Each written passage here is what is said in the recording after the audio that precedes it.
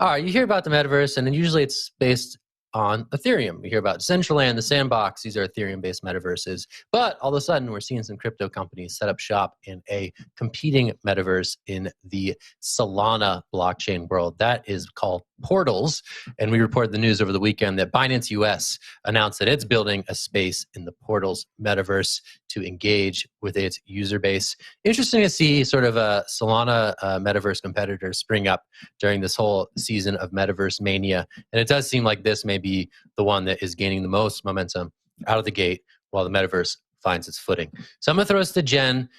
Curious to see this sort of corporate land grab in the metaverse right now. We're talking about Binance, but also Portals tells us FTX.US is working on a space. A number of Solana-based projects have spaces that they're putting up here as well. Curious to see this land grab happen, and curious for your thoughts.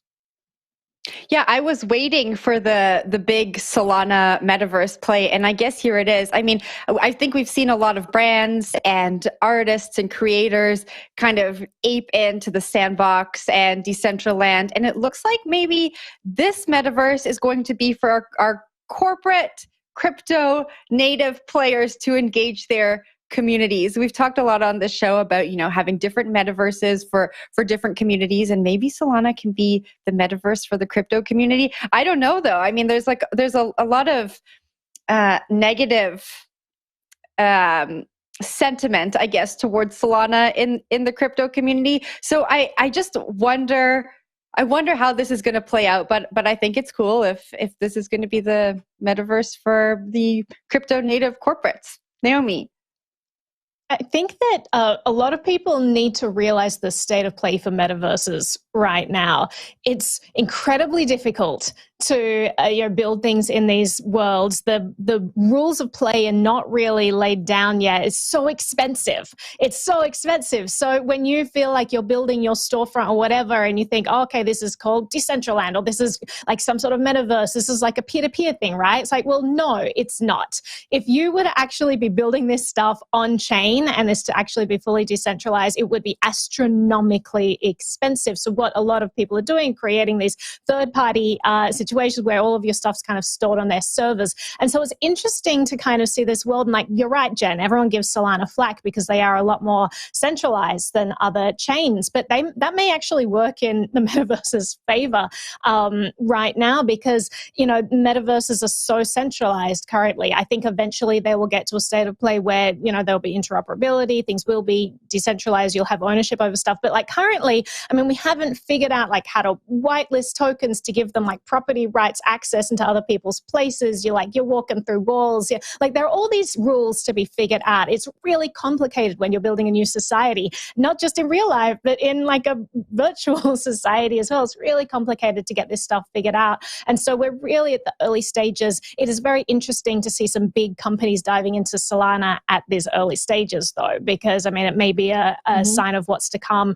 Solana really did take a lot of market share away from Ethereum. Obviously, Ethereum is still numero uno, but I think it's interesting to see these rivals come up, especially when it is so expensive to build this stuff on Ethereum right now. But Zach, I think I saw your hand go up. Yeah, I was just going to say I was putzing around the Samsung store this weekend when I was getting this story Zach, ready. you're just always in the metaverse lately. You just hang out in the metaverse. About 10 minutes, just go cruise around, my little guy, walking through, seeing what kind of free tchotchkes I could get. Definitely got a couple badges. Thanks, Samsung. Appreciate you. It was kind of cool. There you go. It was like actually a kind of immersive and enjoyable experience. And I was like, okay, maybe I'm a little bit more bullish on this than I had in the past.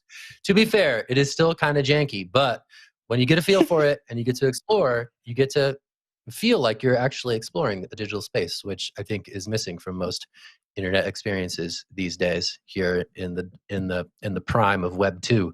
But I don't know. It was interesting. I don't know if Solana is going to be able to get sort of that network effect to make it work here in Portals, but putzing around Decentraland and seeing people interact with the space was definitely interesting.